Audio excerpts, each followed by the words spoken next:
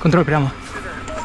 A small recon team from the 101st Guard Brigade was out on a recon mission to probe enemy positions, draw their fire, and reveal their defenses. But when the first shots were fired, the mission changed drastically. The recon became a raid, and this combat medic was suddenly clearing trenches under fire. In the next few minutes, you'll get to see that fight unfold, and you'll see the medic risk everything to provide life-saving medical aid to his teammate while under heavy fire.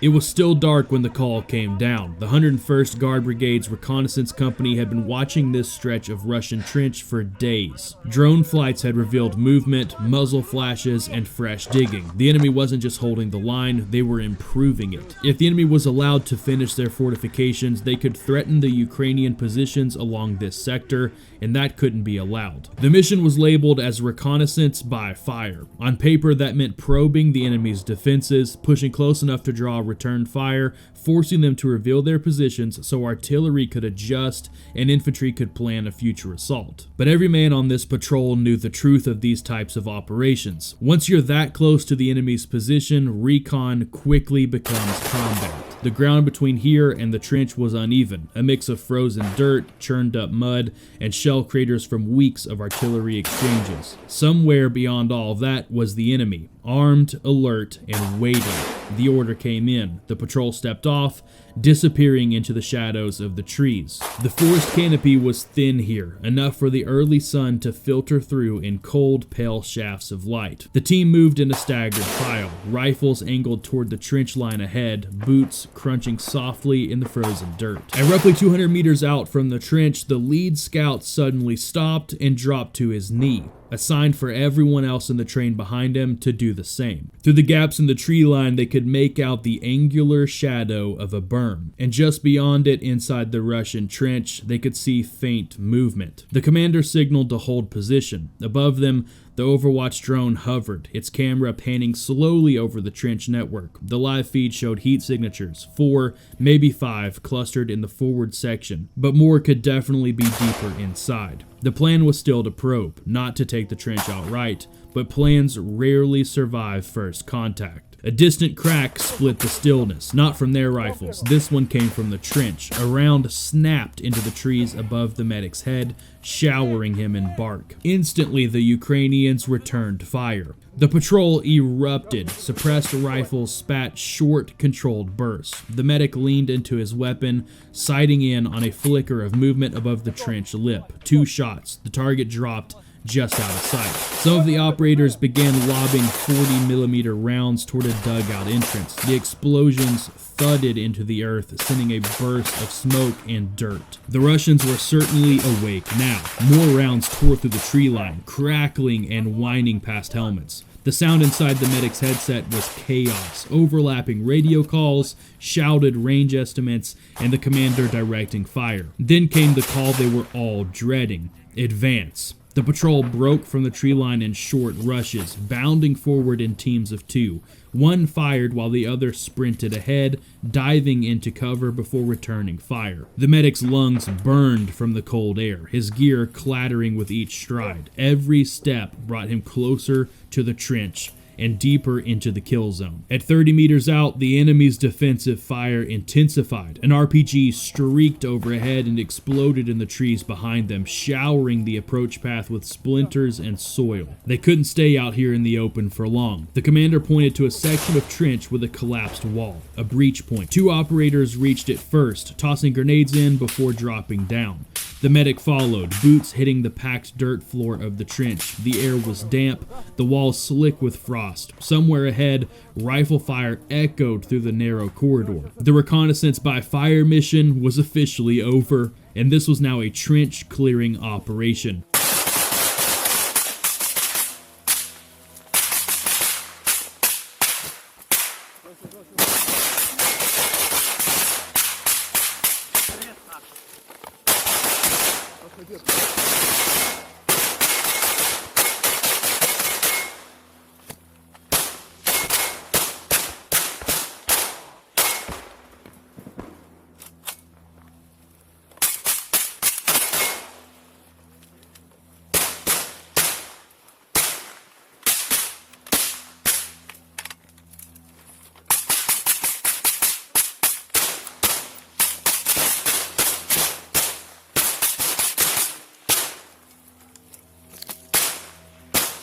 The trench walls pressed in close on either side, just high enough to block most of the sky, just narrow enough that movement felt like fighting inside a tunnel.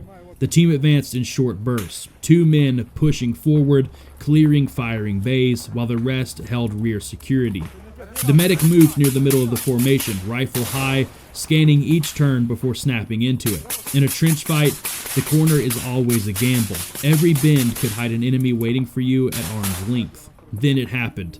A sharp, almost metallic thwack echoed ahead, followed by a muffled grunt. One of the point men dropped instantly, his body twisting awkwardly before crumpling into the mud. The soldier behind him shouted, "Man down." The medic's training kicked in before his mind had any time to process the rest. He was moving forward low and fast, closing the distance under a hail of rifle fire from deeper in the trench.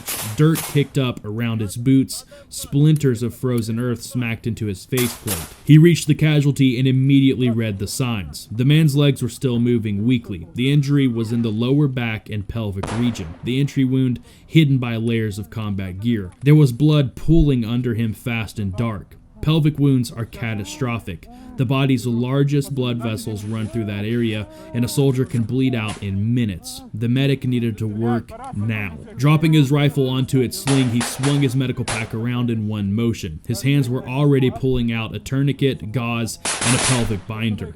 He used his body as a shield, crouching over the wounded man to block incoming fire from the far end of the trench. The rest of the patrol laid down suppressive fire, keeping the Russians pinned while the medic worked. He cut away gear and clothing, packed the wound with hemostatic gauze, and tightened the binder until it was almost unbearable. The soldier groaned, but stayed conscious, a good sign. Even under fire, the medic kept checking the wounded soldier. Airway, breathing, circulation, every second was a balance. Treat too slowly and the patient bleeds out. Move too quickly and you risk making the injury worse. Over the radio, the commander called for smoke at the far end of the trench. Seconds later, a canister hissed and thick white clouds began filling the air. It gave the medic just enough cover to finish stabilizing the casualty. With the help of another operator, they managed to carry the wounded man into a safer position. By the time they reached the rear, the bleeding was controlled, vitals were holding, and the casualty was still responsive. But the fight hadn't stopped. Gunfire echoed from up ahead, but in the medic's world, this moment was a victory. One life pulled back from the edge of the middle of hell. The medic and his partner hauled the casualty back to a shallow bend in the trench, one of the few spots with partial overhead cover. Here, another operator took over casualty watch, rifle ready but eyes locked on the wounded man. The medic gave a quick, clipped update. Pelvic hit, binder on, bleeding stopped and still responsive. There was no time for more. The fight up front was still raging, and every second the Russians had to regroup was another chance for them to counterattack. The commander gave another order: push forward, clear to the end. The patrol reformed, this time with a slightly smaller stack. The casualties' evacuation would have to wait until the trench was fully under control. The Russians were still dug in further ahead, their positions connected by tight bends and half-collapsed firing bays. They had the advantage of knowing the layout, but the 101st had momentum, and momentum kills in a trench fight. The point man edged forward, using the wall as cover until he reached the next corner. He peeked, saw a movement, and instantly pulled back. A grenade rolled low along the trench floor. Then the blast of the grenade echoed through the narrow space. The team surged forward, rifles up, clearing the blast area.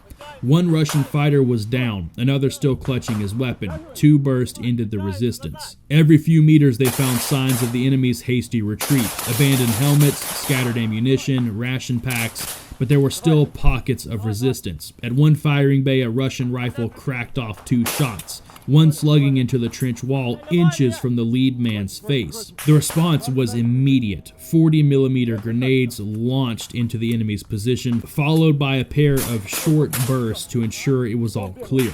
The medic stayed in the fight, cycling between covering angles and checking the rear. His rifle barked in short, sharp bursts, controlled and deliberate. Even while his hands itched to go back to the casualty, he knew the best thing for that man's survival was to make sure no one else got hit. Slowly, and methodically the patrol worked toward the final stretch of the trench. The last dugout was heavily reinforced, timber supports, sandbags, and a firing slit barely wide enough for a rifle barrel to fit through. This was a strong point, likely used as a command post for the section. The team's breacher stepped up, pulled the pin on a grenade, and tossed it through the slit. The explosion tore through the interior. Moments later, they entered, weapons ready. No survivors. With that, the trench was theirs. The commander called it over the radio, position clear. The medic broke away from the clearing team, returning to his patient. The casualty was still alive, breathing hard, but stable enough for movement. The team began the extraction, dragging him toward the tree line where an evacuation route had been marked earlier. Above them, the Overwatch drone still circled, a silent witness to the work the 101st had just done. This wasn't a ground offensive or a sweeping maneuver across kilometers of the front. It was one trench, one position, but every trench taken was one less position the Russians could use to bleed Ukrainian lines. And for the 101st Guard Brigade, this was a clean win. Quick, aggressive, and without losing a single man. By the time the casualty was loaded for evacuation, the sound of gunfire had faded to nothing more than distant cracks somewhere down the line. The trench they had fought through only hours before was now quiet, the sharp smell of explosives hanging in the cold air, the floor littered with expended casings and fragments of wood shattered from firing positions. For the medic whose helmet cam recorded it all, this day was another entry in a long list of moments where his two worlds collided, the world of the fighter and the world of the lifesaver. He had to be ready to move with the assault 1 second and the next be on his knees in the mud, hands deep in a wound, ignoring the chaos around him. It's a dual role that demands not only skill, but a level of composure few people will ever understand. For his brothers in arms, the mission reinforced something they already knew. In the 101st, you fight for the man next to you first, and for the mission second. Because in trenches like these, far from any comfort under the weight of artillery and gunfire, the bond is what keeps you alive. And that's why operations like this matter. They don't change the entire war in a single day, but they chip away at the enemy's defenses one trench at a time. They deny the Russians safe ground. They remind them that nowhere is truly secure. And they show that even in the narrow, frozen corridors of a trench fight, Ukraine's forces will adapt, fight, and win. The mission was over, the trench was theirs, the casualty was alive, and the line was held. For the men of the 101st Guard Brigade, that was enough, at least until the next call came in.